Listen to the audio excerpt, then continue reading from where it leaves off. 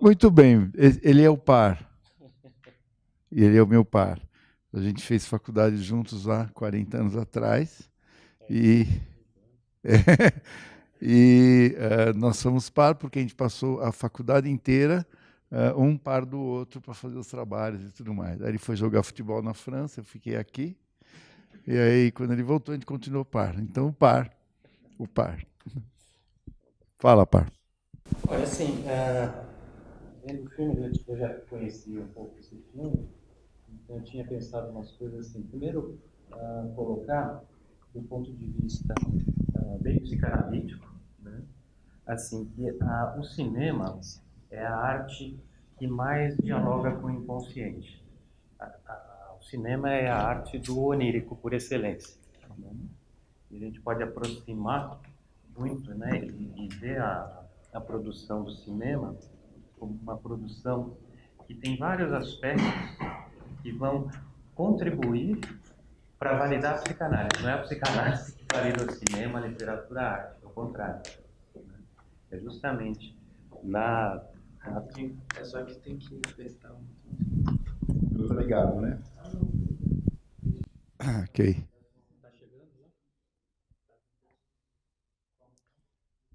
Esse está chegando? Então, pensando nisso, né, aproximando aí, como a gente pode ter um olhar, né, para o cinema, e como ele traz algumas características que o Freud foi falando do inconsciente, né, como a condensação, como os processos primários, né, a gente vê que o tempo no cinema é um tempo onírico, quer dizer, ele não tem a questão da duração, não tem a questão cronológica, né, tem a questão da duração. Né? Então você pode assistir um filme de 2 horas que conta uma história de 3 anos, por exemplo, do Lohan. Você pode ter um filme como 7 Dias no Tibete, que passa em 2 horas, né? E você pode ter um filme, o 60 Minutos, né? Que é um filme que tem 2 horas, tem 120 minutos. Né? Então essas características que vão aproximando aí, né, o cinema dos sonhos, né? De algumas coisas que acontecem no sonho, né, como por exemplo, vamos dizer, um processo primário, né? A gente pode estar sonhando que está voando e sentindo isso como uma coisa absolutamente natural, normal. Não tem contradição nenhuma. Ou a gente está embaixo do oceano e passa 3 horas lá embaixo numa aventura e não acontece nada. Faz parte. Né? Assim como num filme você pode ter, por exemplo, aqueles filmes clássicos de aventura, né, que estão os dois caras brigando e se batendo em cima de um trem a 120 por hora. Quer dizer, é impossível, né? Mas no filme Sonho isso é perfeitamente possível. Então, são essas características, né, de não contradição, de atemporalidade, de condensação, né, que são usadas tanto no cinema quanto na nossa linguagem onírica.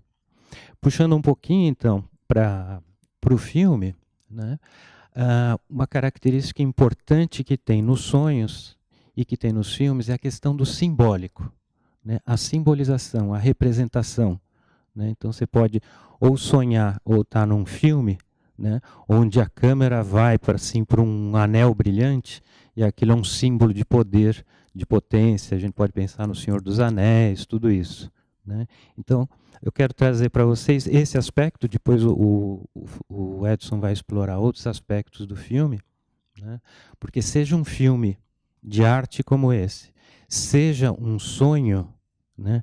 É uma obra de arte que é passível das mais diferentes interpretações e ângulos. Né? Então, fazendo só um recorte, quer dizer, é inesgotável. A gente pode ficar horas aqui fazendo recortes sociológicos, antropológicos, políticos, ideológicos, né? E fazer todo um estudo, por exemplo, do desenvolvimento da adolescência, do seu ponto de vista, né, social, o que for. Né? Então, é muito rico. Quero só fazer um pequeno recorte, para depois passar para o Edson, e falar dessa questão final do filme, né, e da questão da adolescência, né, como um momento muito importante, né, do ponto de vista, insisto, né, da psicanálise, da questão, que vocês já ouviram falar, do complexo de Édipo, o famoso complexo de Édipo do Freud. Né? Por que ele é tão importante assim na formação da personalidade das pessoas, né? Então, o famoso triângulo que existe lá, edípico, né, do amor do filho pela mãe, o ódio pelo pai, a ambivalência, tudo aquilo, isso, quer dizer, é uma representação, né, uma materialização, no caso, na nossa cultura, né, de uma questão simbólica da formação da personalidade. Ou seja, que é a criança com as suas pulsões, os seus desejos, né, e de amor em relação àquele que cuida, no caso da nossa cultura, a mãe, né, e que começa com uma questão biológica de amamentação, né, e depois, nessa relação de completude, quer dizer, a criança vai ter que sair para o social, para a cultura. Quer dizer, não é a figura do pai, é a função do pai simbólica que vai interditar isso, né? Então, o que a gente tem na mitologia grega, lá na tragédia edípica, né, o que acontece é que o Édipo, mesmo que seja de forma inconsciente, porque lá a questão que está em jogo é o destino que já está escrito, né, ele comete um crime. O crime edípico, né, de matar o pai e casar com a mãe e ter filhos, né? Então isso é uma representação, é um simbólico, né, da interdição, né, que é fundante para qualquer grupo social, para qualquer civilização, para qualquer sociedade, né? Existe sempre algumas regras, normas, deveres, né, e proibições. Elas vão variar nas mais diferentes culturas. Na nossa cultura, por questões, né, de desenvolvimento social, econômico, que vem de lá de milênios, né, o interessante é que, por questões de propriedade, de posse e tudo isso, exista uma interdição familiar para que as famílias possam ser exogâmicas e se associar e fazer reinos maiores. Mas isso é uma longa discussão aí antropológica, sociológica. Então, na nossa cultura, só para resumir, né, o complexo de Édipo é uma interdição de uma relação sexual dentro da família, né? Então, aquilo que acontece, né, é que é dado como um crime, né, e isso, então, Édipo vai ser castigado. Quando ele descobre o que ele fez, ele se cega e parte para o exílio, né? E aqui o que eu acho interessante que o filme traz, né, é que essa questão do Édipo, né, e que acontece na infância, depois a criança não tem condição de realizar isso, né, e ela deixa essa questão de lado e diz, bom, então eu vou ficar grande, e quando eu ficar grande eu volto para essa questão, né, que vai acontecer justamente na adolescência, na juventude, quando agora toda essa libido, toda essa força, toda essa juventude, né, agora está presente num corpo que é capaz de realizar, né? Então, o que é interessante aí no filme, né, é que ele traz uma nova leitura, uma nova perspectiva, né, de como essa questão, né, da sexualidade e do tal de Édipo, né, deixa de ser um crime, deixa de ser uma tragédia e passa a ser aquilo que cura, né? Então, eu acho muito interessante, muito importante, quer dizer, como esse filme, por exemplo, foi proibido na época da ditadura, né, por afrontar justamente um valor da nossa cultura, né? E aqui trazendo isso, quer dizer, como é relativo, né, e como é uma questão de convenção, né? Então, nesse sentido, né, aquilo que matou Édipo, o que veio a tragédia de Édipo, é o que salvou o garoto do filme, né? Esse é o toque que eu queria dar, e depois para a gente abrir aí, enfim. Essa é a beleza mesmo do filme, da possibilidade de olhar sobre um outro olhar a questão da interdição edípica. Ou seja, um filho não pode transar com a mãe. E se transar, vai ficar louco. E esse filme traz o oposto. Ele cura de uma doença pulmonar e daquilo que foi adoecendo no meio do caminho, quando ele descobre a traição da mãe, e aí todo o ciúme, toda a loucura que vai aparecendo, e depois ele transa com a mãe e fica bem, e acaba morrendo de rir. Vocês conhecem exatamente a história do Édipo? Édipo, o rei e a rainha da Grécia, vão até o oráculo de Delfos, porque tinha uma tradição grega que quando nascia um bebê, deveria ir até o oráculo para a pitonisa, lá no oráculo, poder dizer do futuro da criança. E aí a pitonisa recebe vapores do centro da terra, ela senta num trono e tem visões. E o rei e a rainha, com o bebezinho lá, e a pitonisa diz, aqui vai acontecer uma tragédia. Esse menino vai matar o pai e vai casar com a mãe. E os pais ficam desesperados com essa notícia e com essa visão, e resolvem então matar o bebê. Mas eles não têm coragem de matar o bebê. E entregam o bebê para um matador que levasse para longe das terras da Grécia e que desse fim no bebê. O matador vai cumprir a missão dele, só que no meio do caminho, lá no meio dos passos das montanhas, ele também não tem coragem de matar o bebê. E ele pega e amarra os pés do bebê com uma fita de couro e deixa lá. Fala, esse bebê vai morrer aqui, porque ele não vai conseguir engatinhar, não vai para lugar nenhum, até que os abutres comam ele. E o bebê fica lá chorando, ele vai embora, e um casal de pastores acham o bebê e põe o nome de Édipo, que significa pés grandes, porque como ficou amarrado o pé, inchou o pezinho do bebê, ficou um pezão, e virou o Édipo. E criam esse bebê como filho deles. E nunca dizem para eles qual a origem de como eles encontraram. Cresce um rapazão que resolve andar pelo mundo, tem que explorar o mundo, e vai andar pelo mundo e vai para a Grécia, óbvio. E tem um cortejo no meio de Atenas com o rei e a rainha, e ele lá no meio da multidão olhando, e de repente a rainha vira e olha aquele jovem que ela nunca tinha visto, e se encanta pelo jovem. E ele por ela. E a partir daí ele começa a tentar encontrar a possibilidade de ter uma aproximação com a rainha, e a rainha dele se encontram, se apaixonam e decidem juntos matar o rei. E matam o rei. Tem uma filha, ele com a mãe. E aí volta para o oráculo de Delfos. Chega no oráculo, a pitonisa diz, a tragédia se cumpriu, mulher, esse é o seu filho, a filha que vocês trouxeram é sua irmã, e você matou seu pai. E aí ele enlouquece e fura os próprios olhos, e se cega. Freud pega toda essa história e diz assim, é assim que acontece. A paixão edípica não pode ser vista. Nós vivemos isso cegamente. Se eu enxergar a paixão que eu posso ter pela minha mãe, eu enlouqueço. Então é melhor ficar cego para esse assunto para sempre. E o filme vai tirando a cegueira, devagarinho, devagarinho, devagarinho, até que chega um momento em que se revela a paixão dos dois, eles transam. E a mãe diz, nós vivemos isso vai ser o nosso segredo, e a partir daí tem a transformação do menino para o homem, que vai atrás daquela moça que é parecida com a mãe. Ele tenta a loirinha, não dá certo, vai na moreninha, que é bem o biotipo da mãe, transa, e volta e encontra a família toda reunida, todo mundo começa a rir, ele também, e tudo fecha. Essa é a beleza do filme. Essa é uma. Uma outra beleza do filme, que é algo que eu trago muito quando eu falo da sexualidade, principalmente masculina, é de como nós, na nossa geração, fomos treinados, e no filme mostra isso claramente.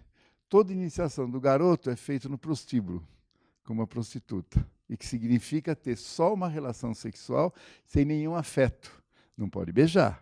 E ela diz, não, eu só beijo meu namorado, meu noivo, aqui eu não beijo. Não pode ter beijo. E isso faz com que crie uma cisão, que tem a ver com a nossa cultura judaico-cristã, da sexualidade, onde o que eu tenho tesão, eu não posso amar. E o que eu amo, bloqueia meu tesão.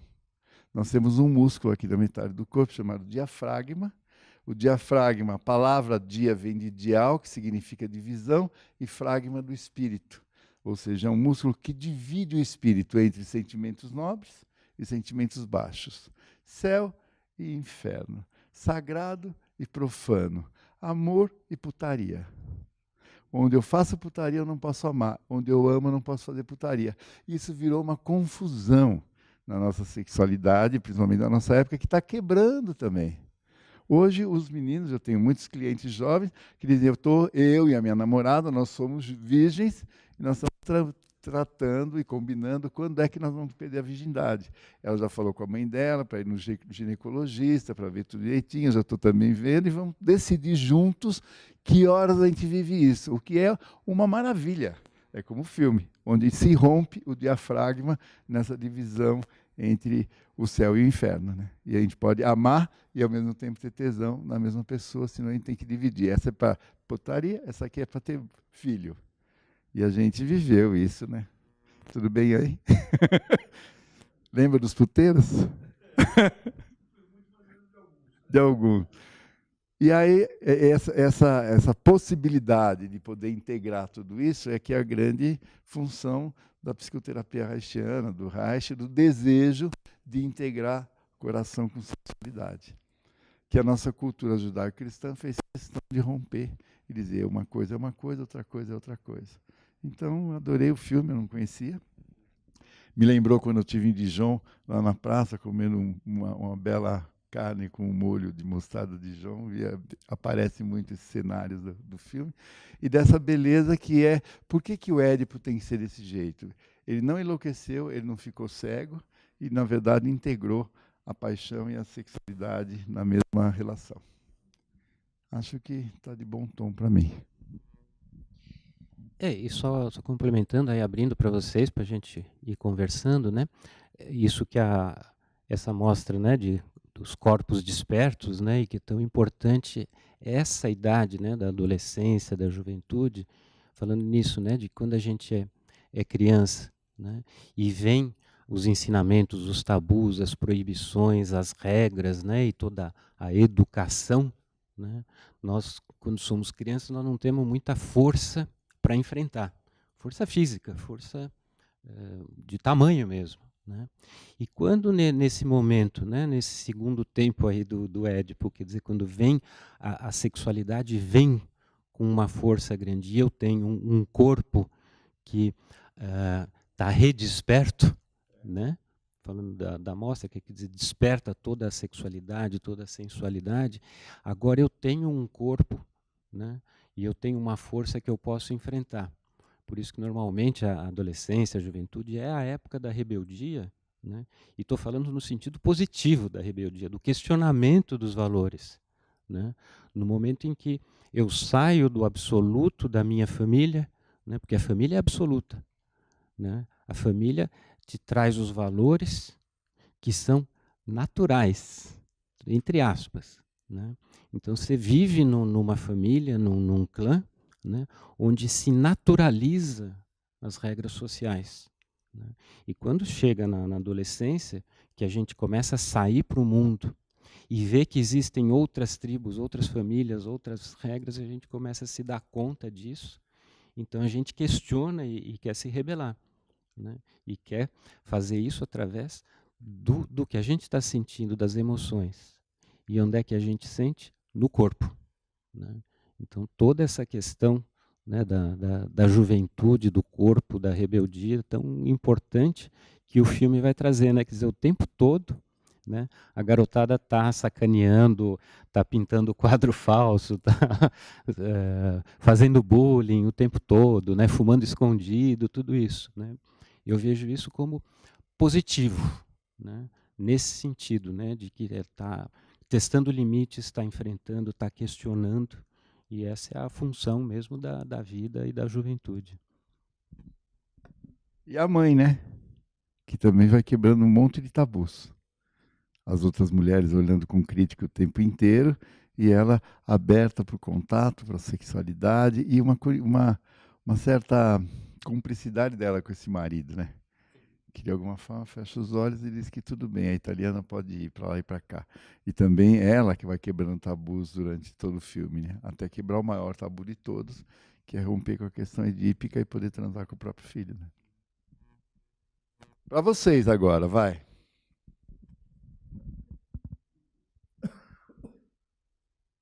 Questões, perguntas, comentários.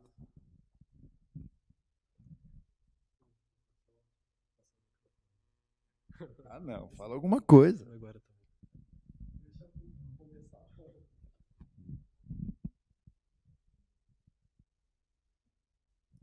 Eu fui dar uma aula em Assis, na Unesp, e era uma aula sobre Reich. Foram 2 horas de aula.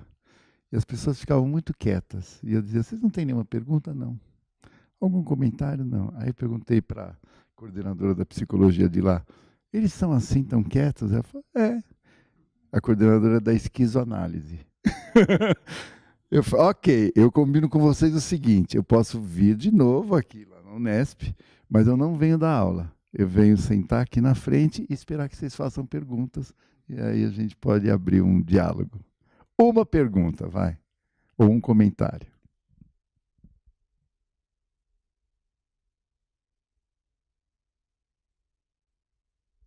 Brainstorming. Você sabe que não tem certo e errado, né? Tem jeitos de ver.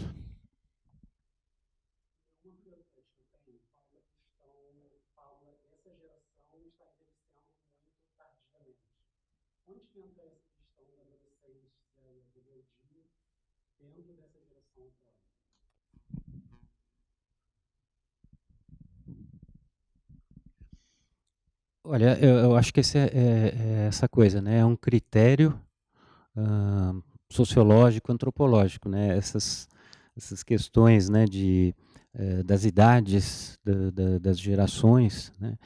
Você vê, depende muito, no meu ponto de vista, né? Depende muito. Vou falar da minha geração até essa geração aí, né? Tem primeiro uma coisa assim, estamos vivendo mais, né? Estamos necessitando de mais tempo de formação. Hoje o diploma universitário, né, é um estágio intermediário para você depois ter uma especialização, um MBA ou qualquer coisa assim. Estou falando nessa faixa, vamos dizer, de algumas profissões aí. E no Brasil ainda pesa muito o diploma universitário, né? Ele ainda é um diferencial de salário depois, né? As questões técnicas, as formações técnicas, infelizmente, não são valorizadas. Tem toda essa questão. Então, precisa passar mais tempo estudando, não sei o quê, investindo. Você vê que as pessoas também, tanto homens como mulheres, né, os que têm desejo de constituir família, de ter filhos, primeiro ele estabiliza a carreira, ele e ela, né, e depois vai pensar em família. Então, estão vivendo mais, tem mais possibilidades e recursos de engravidar mais tarde, sobretudo para a mulher, né? Então, o negócio vai indo para mais, né? Um outro aspecto que eu vejo, sobretudo em grandes cidades, né, o custo de vida tá pesado, está mais caro. Então, as pessoas ficam mais tempo em casa, na casa dos pais, economizando, fazendo um pé de meia e depois vendo se já sai para comprar alguma coisa, enfim, já sai mais estável, né? Um outro aspecto, que aí é uma questão geracional e que está ligada com o filme aí, quem é da nossa geração e um pouquinho mais novo, a gente estava louco para chegar na época da faculdade, sair mesmo morando em São Paulo, tendo família em São Paulo, e morar numa república, né, que era possível, era viável economicamente, mas para poder dormir com a namorada, com o namorado, porque não se dormia em casa, não se levava namorado, namorada para dormir em casa, né? Então a gente saía de casa, né, para poder ter uma vida afetiva, sexual, né? E aí outro dia um pedagogo estava falando, né, nós somos a geração que sai, né? Nós saímos de casa para poder transar e tal. E agora a gente sai de casa porque os filhos não saem, né? Então nós vamos sair de novo, né? Eu estou preocupado com essa geração, viu? Porque tem pouca rebeldia. É louco isso. Está todo mundo mais acomodado. E está se criando uma geração que eu chamo de filhos bonsai. O que são filhos bonsai? É como aquelas árvorezinhas que podia ser um puta pinheiro e é um pinheirinho lá. Tem o DNA está lá do pinheiro, mas você vai podando, podando, podando e fica num vasinho bonitinho de decoração na sala. Eu estou vivendo grandes dramas com pais que não conseguem tirar os filhos de casa. O cara tem 40 anos e fica no sofá, deitado, vendo televisão, fumando maconha, com R$ 150 por mês, por semana, ele dá conta de tomar uma cervejinha, sempre tem um amigo que leva até a praia e não faz nada. Então também tem isso, né? Ao mesmo tempo que na nossa geração, a gente com 18 anos se mandava. Vai dar certo, não vai, vai se fuder, sei lá o quê, mas ia, né? E ia. Eu tenho um filho de 26 anos que está na Alemanha, está lá estudando engenharia. Com 26 anos já estava muito lá na frente. Eu tinha terminado faculdade, já estava começando a construir o meu centro de treinamento lá na Serra da Cantareira, e ele está lá. E eu fico preocupado com isso. Acho que falta rebeldia. Acho que falta. Política, social, de revirar tudo do avesso. A gente revirava. De algum jeito a gente fazia. Hoje tem algo meio quieto, meio parado no sistema. E é muita gente boa em casa com pais sustentando. Eu conheço pais de 80 anos que têm que ser muito ativos e ser muito provedores, porque o filho de 50 não consegue dar conta da própria vida. E a gente vai esticando a nossa longevidade, tendo que cuidar deles que não dão conta de si mesmo, né? Então, está na hora da gente se mexer mais. Alguma coisa tem que cutucar, chacoalhar a goiabeira, sabe? Que eu não sei direito o que é ainda, mas eu sinto falta disso, de mais rebeldia. Ok? Que mais? Temos direito a mais 2 perguntas.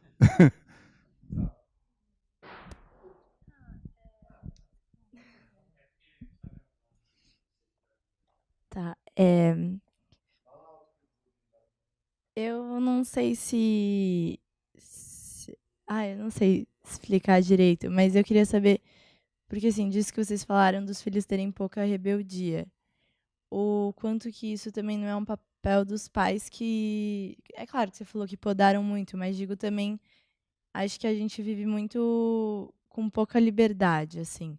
Os pais têm muito medo da gente sair de casa e a cidade acho que está ficando muito grande, cada vez mais as pessoas têm mais medo e não sei, acho que também isso, não sei, contribui para que os filhos fiquem mais em casa e, e acho que isso também tem um pouco a ver com, apesar de a gente estar numa cidade grande, não sei se todos, mas principalmente os filhos de classe mais alta vivem pouco, eles ficam muito presos no mundo, não veem muita coisa. Então, também acho que isso tem um pouco a ver, assim.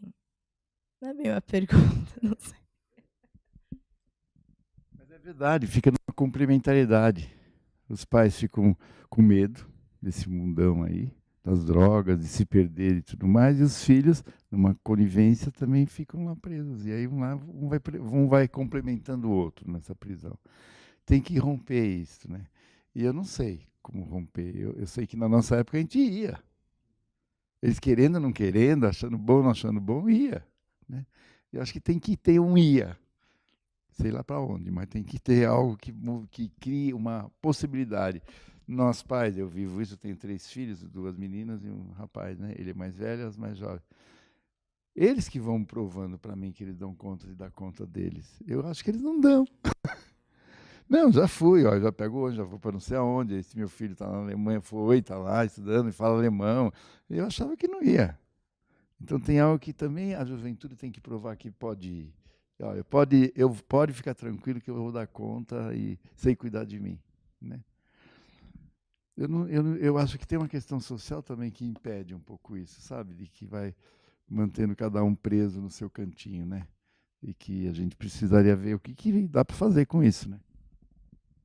Sim, e eu acho assim, é sempre todas essas questões, né, que a gente vê aqui, vamos dizer, se sintetizam numa questão, num conflito, né, a gente tem que pensar na complexidade de toda a situação que levou a isso. Né? Não dá para isolar uma causa e efeito. Então, quando a gente vai falando só, a gente tem que, né, porque o pensamento é linear, a gente tem que apresentar uma coisa, uma coisa, uma coisa. Mas, na verdade, é um complexo. Né? São vários fatores. Então, a gente vai tentando levantar os fatores. Uma coisa é, assim, do que a gente nota também, né, tá muito mais competitivo, né, tá muito mais pulverizado, né, as pessoas estão lutando para encontrar um lugarzinho, então tá muito mais cada um por si, tá menos social. Se a gente olhar, por exemplo, em termos sociais, né, em termos políticos, né, só como exemplo, assim, a pulverização de partidos, que tem 37 partidos, a pulverização de movimentos, né, dos sindicatos aqui, dos professores ali, do LGBT. Então, cada um, você vê 80, 90 passeatas e comícios, né, de 50 pessoas. Não junta, né? Então, fica mais difícil também. Isso é um outro fator, né? Tem a questão que a gente vai vendo da violência, embora eu note, né, que os jovens vão lidando com a violência, né? Vocês vão tendo jeitos melhores. Eu não sei lidar com essa violência. Eu não aprendi. Vocês estão aprendendo a lidar com a violência que tem. Eu sabia com a violência que tinha na minha época. Com essa que está aí, eu já não sei, né? Então, eu vou percebendo. Vai tendo uma adaptação, vai tendo um aprendizado. Mas acho que está mais violento, né? Essa é outra coisa, né? E tem uma coisa que eu estou perdendo. Que é só uma imagem de uma pessoa que me contou, uma pessoa da minha geração, um pouco mais nova, né? Mas isso faz uns 10 anos. E que casais encontram e conversam, e jantares e tal. E filho participando ali, vendo as discussões dos adultos, de política, disso, daquilo, né?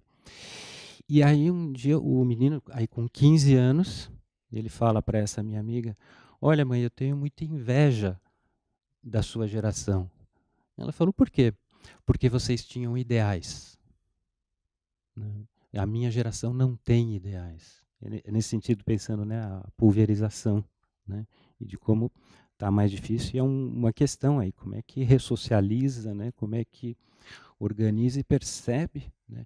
E nós que trabalhamos em clínica, né, a gente trabalha muito isso, porque as pessoas vão lá com conflitos, né, com sofrimentos, né, e vão de uma forma, quer dizer, como se só ela no mundo tivesse aquilo, né? Então, é essa coisa, né? Quer dizer, a clínica vai mostrando isso, como está muito individualizado, e o que a gente busca, né, através, seja do atendimento individual, entender que são questões comuns a todos, e como é que a gente socializa isso, né? Eu fiz um trabalho com 7.000 adolescentes no Brasil, abaixo do nível da pobreza. Isso numa parceria do meu instituto, que chama Cochicho das Águas, com o Instituto Pão de Açúcar da Ana Maria Diniz. E foi um grande trabalho, São Paulo, Rio, Brasília, Fortaleza. E eu tinha um grupo de assistentes, a Célia, que está aqui, era uma das assistentes. Lila, você foi assistente? Sônia, você foi? A Sônia foi assistente aqui em São Paulo e outros pelo Brasil afora. Então, uma equipe de 20 terapeutas, professores de educação física, monitores e mais 80 adolescentes cada vez, das grandes favelas em maior periculosidade do Brasil. E tem uma cena muito bonita e louca, porque tinha um menino, o menino e um assistente meu sentados no chão, no meio do salão, conversando. Eles tinham momentos que eu dividia em pequenos grupos para eles conversarem. Um menino pobre, numa favela lá da... E aí eu olhava para o menino e falei: nossa, ele não tem nenhuma opção, né? Zero de opção. Quem estava falando com ele era um assistente meu, de uma das famílias mais ricas do Brasil em agrobusiness, que define hoje o preço do álcool no Brasil, etc, etc. E eu olhei os dois e falei: nossa, como eles são iguais. Absolutamente iguais. Porque o pobre, o menininho pobre, não tem nenhum recurso para escolher fazer isso, aquilo. E o outro tem todos os recursos do mundo. E como tem 1000 opções, ele pode ser um artista às margens do Sena em Paris, pode morar num mosteiro no Tibete, pode ter um monte de fazenda, pode virar corredor de Fórmula 1, pode ser tudo. Não consegue escolher também, porque é tanta opção que fica sem opção. Eu acho que essa é outra crise que vocês jovens estão vivendo. É muita opção. Antes, na minha época, assim, ou é engenheiro, ou é arquiteto, não é engenheiro, ou médico, ou advogado, administrador. Eu fui ser psicólogo, mas falei, mas o que faz psicólogo? Vai fazer o quê na vida? Vai cuidar do quê? Eu vou fazer. Né? Esse aqui também. Hoje, fala, o que vai ser? Você fala dessas profissões, as pessoas falam, não, eu quero ser o Steve Jobs. Eu vou inventar um negócio aí que vai revolucionar o mundo e fica num delírio de algo, uma startup, isso que eu vou criar. Eu tenho um cliente meu que é engenheiro e o filho dele mora em Floripa. Tem 30 anos, ele está inventando uma asa de avião. Não, mas a minha asa de avião é uma asa que tem uma aerodinâmica, mas que vai comprar sua asa de avião? Não, um cara vai investir na minha asa de avião. E passa um ano, e passa 2, e passa 3, e eu agora, esse mês, disse para o pai dele, chega, não tem mais mesada. Acabou. Você está proibido, você está criando um filho bonsai que está inventando uma asa de avião que não vai para lugar nenhum. Aí a última tentativa dele com a asa do avião, ele pegou o filho e levou no centro de São Paulo, onde tem uma loja de aeromodelismo, que tem aqueles aviãozinhos de madeira que se constrói e tal. Levou, comprou 2 aviãozinhos daquele para o filho, 30 anos o filho. Falou, leva e testa a sua aerodinâmica da sua asa nesses aviãozinhos. Se voar mais do que o aviãozinho original, quem sabe você pode vender para alguém essa ideia. Essa foi a sua última tentativa de querer fazer que esse menino faça alguma coisa na vida. Tem que bater água na bunda.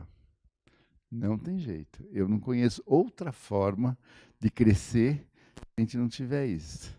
Eu tenho uma mulher, 45 anos, que é uma grande cantora, toca super bem, baixo acústico e tudo mais, e não consegue subir no palco. Porque tem um pai milionário que sustenta tudo.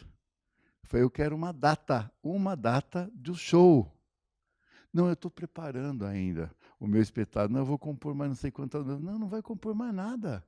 Você vai num bar bacana e dizer, eu quero fazer um show aqui, e faça.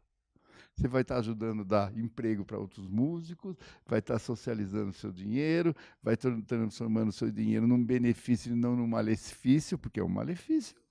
Não está fazendo nada com isso. Você fica tendo aula e não vai para frente. Então, também tem isso. A água tem que bater na bunda, a gente tem que dar menos recursos. Chega uma hora e fala, chega, vai, se vira, acabou, porque senão não vai para frente. E, ao mesmo tempo, eu entendo a angústia dessa juventude, porque são N opções. E quanto mais opções, mais difícil fica saber o que eu quero ser da vida. E se tiver um espaço financeiro que te permita ficar divagando sobre isso, aí a conversa vai longe. Uma última pergunta, ou um comentário. Podemos falar em termos de cultura, porque as sociedades estão divididas, né? Cada país tem um hábito. Então, o russo é diferente do alemão, do inglês, do japonês, do americano, do brasileiro. Você acha que naquele tempo, ou pelo menos no nosso tempo, né, vamos falar assim, a gente tinha mais desejos, mais objetivos a alcançar, então ia para o mundo. Agora você tem muito dos pais, os pais estão muito provedores. Mas eu acho que isso tem diferenciação com relação às culturas, às situações de países diferenciados, né? Podemos falar dessa maneira? Porque, assim, cadê o objetivo? Cadê o desejo que mobiliza, né? Então, a gente está no ponto que assim, a cultura permite isso ou ela impede disso? Na Alemanha, com 16 anos, você sai de casa. Não mora mais com os pais. Vai embora para um campus, para uma universidade, vai fazer qualquer coisa, vai fazer estágio, vai trabalhar no social, mas não fica. Eu trabalho 20 anos na Alemanha como terapeuta lá e vejo muito bem como é a cultura. Nós precisaríamos retomar um pouco uma cultura um pouco mais decidida nesse sentido. Tchau, vai embora e vai viver sua vida, né? Que a gente vai protelando.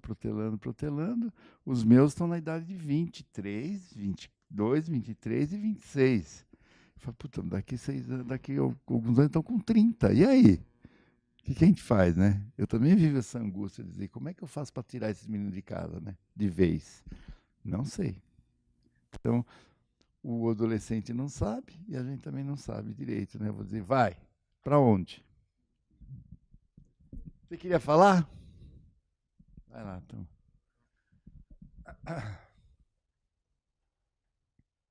Oi, boa noite. Boa noite. Eu queria pensar, assim, conjuntamente, sobre o fato das tecnologias parece que estão guiando a sociedade para um mundo cada vez menos corporal, assim. E, e não sei, tipo, pensar como isso afeta, já que os nossos sentimentos são corpóreos, apesar da gente tender a imaginar muito eles como as ideias, mas na verdade são hormônios, processos, né, biológicos. Então não sei, pensar um pouco a respeito disso. Dentro da caracterologia do Reich, a gente fala da esquizoidia como um tipo de caráter das pessoas longilíneas e muito mentais. E como estilo de ser, nós estamos vivendo um momento esquizoide, com o mundo todo preso aqui nas ideias e as pessoas cada vez mais conectadas com a telinha e não com contato direto. Você pode passar horas sentado, viajando aqui, né? E isso vai tirando a pessoa de algo extremamente importante chamado grounding. Grounding é o pé na realidade. O que é que dá conceito de ego? Uma pergunta. Ego, são psicólogos aqui? Não, não. Ego é princípio de realidade. Id é o princípio do prazer. E superego são as questões da ética, da moral, da censura, etc. Então, ego me dá realidade. Onde é que eu construo realidade? No corpo. É uma pergunta. Onde está a realidade no corpo, Tomás? No corpo. Onde está o ego, o princípio de realidade? Onde ele se instala no nosso corpo? Pois é. Quer ver como? Você vai trazer uma realidade muito dura para alguém. Qual é a primeira coisa que você faz antes de dar a realidade dura para ela? O que você diz para ela? Hã? Senta. O que eu vou trazer de realidade é tão duro que as suas pernas não vão suportar. Nosso princípio de realidade está nas pernas. Aqui, é lá que está o ego. O nosso cérebro pensa sobre a realidade, imagina a realidade, interpreta a realidade, mas a única forma de viver a realidade é nas pernas. Por isso que a gente fala, cai na real, põe o pé no chão, finca o pé na realidade, volta para a realidade, para de viajar na maionese. Então, nas nossas pernas, e aí está o corpo. Estão tirando as nossas pernas.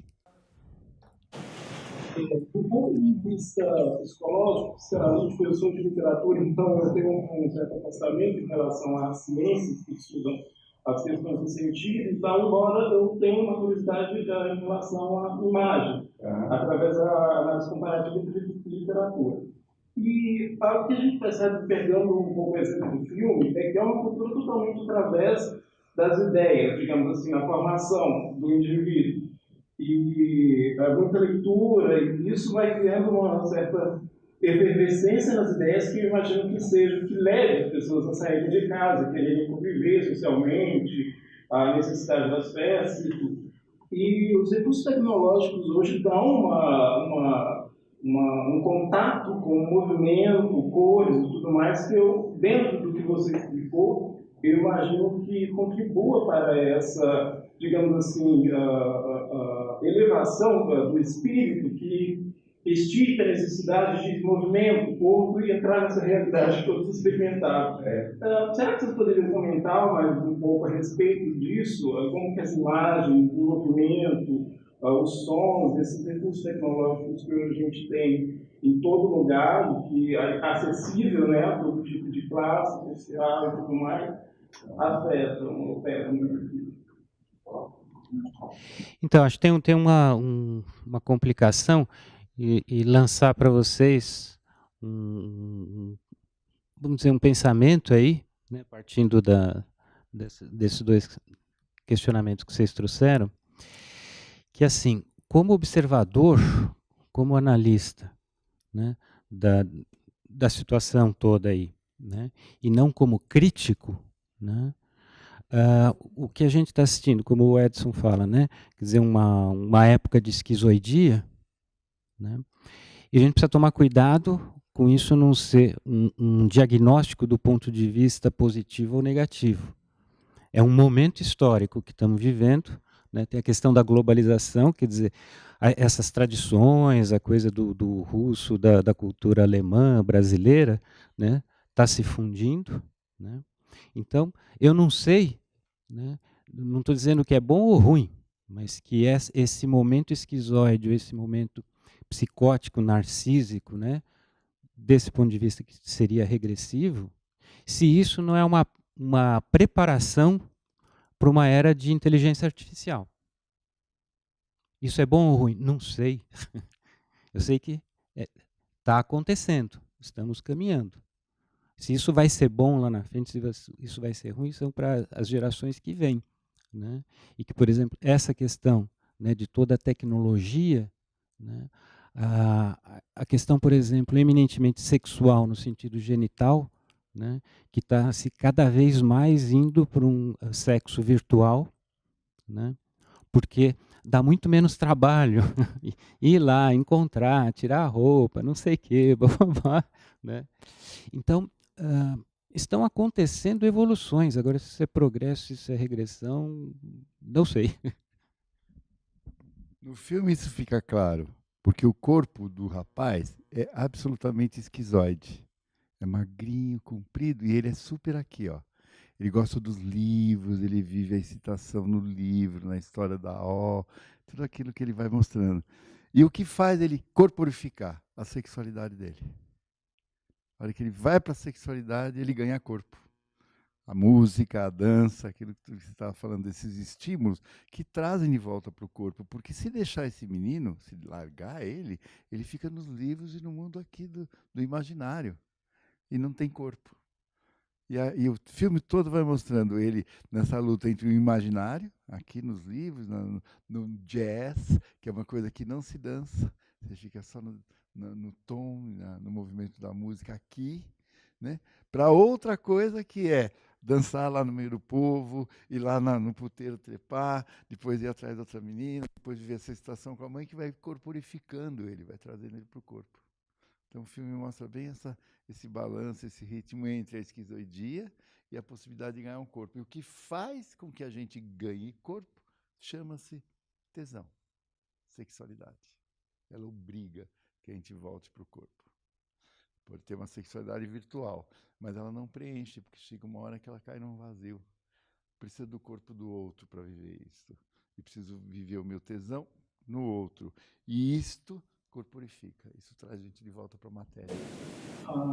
Eu acho que deixei muito tarde para começar a ter curiosidades, mas nesse sentido, como que funciona no caso de não haver esse momento de reencontro? O filme a gente tem um final feliz, digamos assim, né? Dentro de uma expressão canônica de se relacionar a esse tipo de cinema, enfim, nós temos um final conforme as expectativas. Mas agora eu estou pensando, acho que não deve haver estudo comprovado sobre isso, por isso estou convidando para pensarmos juntos.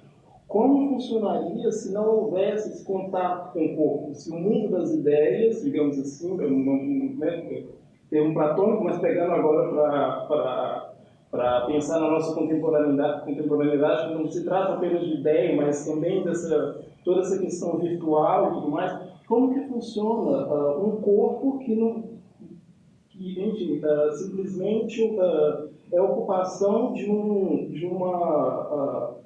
um dispositivo intelectual? Dá para pensar em como seria isso? Que indivíduo seria esse em sociedade? Seria esse indivíduo?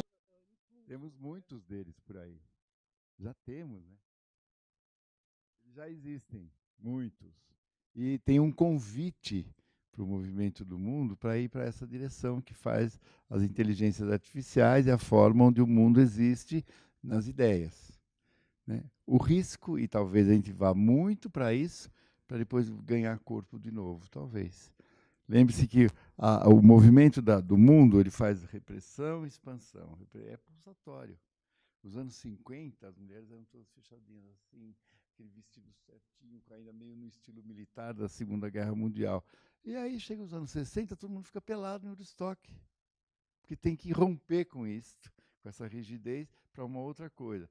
Talvez a gente faça para essa intelectualidade, esse mundo virtual, e depois a gente obriga o corpo tanto que cada vez mais se fala em academia, em fazer corpo, em fazer ginástica, em buscar atividade física. A Organização Mundial da Saúde insiste nisso para que as pessoas não percam os seus corpos. Um aspecto muito interessante nesse sentido da descrição do corpo, um tipo de linguagem que sempre foi negado, que agora todos querem... Lembra aquele cara que foi pelado lá com as pessoas tocaram no corpo dele, que virou uma coleira, tinha uma criança lá, para pegar? Então, lembrar que tem corpo, tem jeito. Nós existimos no corpo. Se a gente não tivesse corpo, só que ia ser uma sessão espírita. Concretamente. Agora, não podemos esquecer isso, vou polemizar. Corpo é a resultante das minhas experiências emocionais no organismo que se inscrevem no meu organismo. O corpo não é dado, ele é construído. Então você pode, isso que a gente estava falando, já existem pessoas para quem o corpo é só um avatar para a sua inteligência, para a sua intelectualidade. Então, é essa coisa que eu estou insistindo, quer dizer, eu não sei se é bom, se é ruim, para onde vai caminhando, eu fico observando e vendo que vai havendo uma modificação, né? Claro que eu tenho a minha experiência pessoal, que esse corpo tesão é muito legal, né? Mas vocês viram no Japão lá as bonecas agora, né? De 20, 30 mil dólares, né? Que são assim perfeitas. E o cara leva ela para passear, leva no cinema, leva num restaurante, põe ali, e põe em casa, e conversa com ela. E satisfaz, né? Então, não sei, quer dizer, para onde está indo. Para o seu corpo, que tem essa experiência de que o contato é prazeroso, isso é um valor. Mas eu não sei para outra pessoa cujo corpo foi construído a partir de outros referenciais, de outras experiências. Senão, cuidado é de não ficar defendendo os meus valores como naturais, eles são culturais, eu aprendi.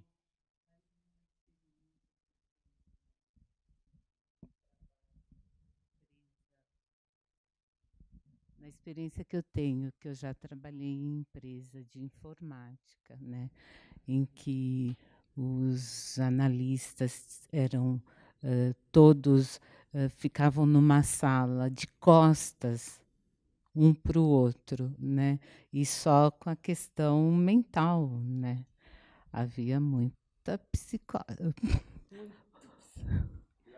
grave. Eles psicotizavam dentro da empresa, né?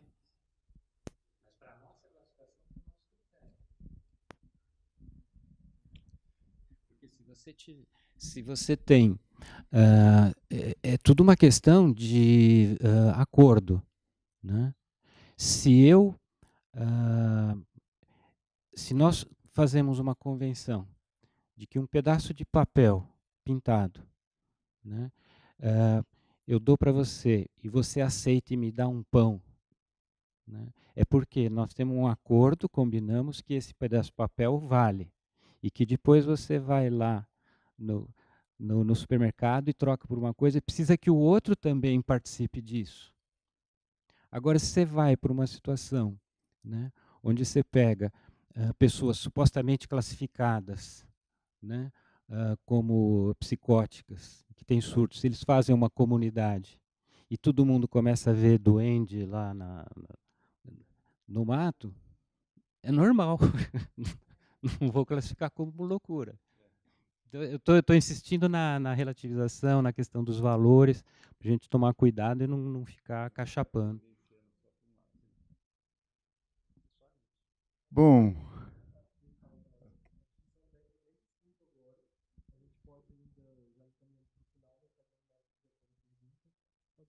não, o meu corpo já deu. Ok, muito obrigado.